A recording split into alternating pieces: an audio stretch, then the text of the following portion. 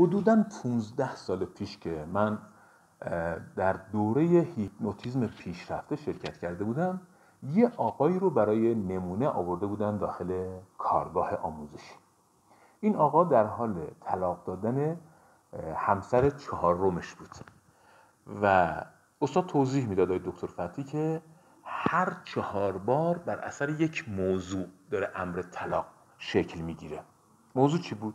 موضوع این بود که همسران این بزرگوار به مرور متوجه میشن که هر خواسته ای از این بزرگوار داشته باشن، از این آقا داشته باشن، ایشون بدونی که مقاومت کنه و اصلا توان مقاومت کردن نداره و اون خواسته اون خانم ها رو برآورده میکنه. خب خانم ها معمولا چه خواسته ای دارن؟ خواسته اینه که باید پول بدی. موضوع رو وقتی استاد تعریف کرد مشخص شد که هر 4 تا این خانم به مرحله میرسن که به این خانم آقا دستور میدن و میخوان که برگ دست چکش دریاره. مثلا کل سرمایه اون بزرگوار مثلا 100 میلیون تومانه، 150 میلیون تومان، این موضوع مثلا مال 15 سال پیشه، 200 میلیون تومان مثلا به این آقا چک بده.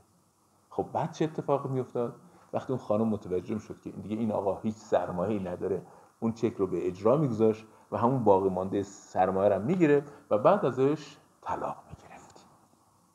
خب به نظر شما این بزرگوار مشکلش رو با چه نوع درمانی میتونه حل بکنه؟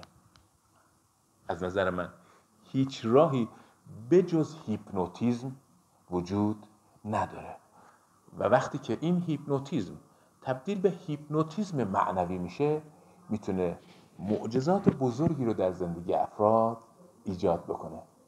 نظر شما چیه؟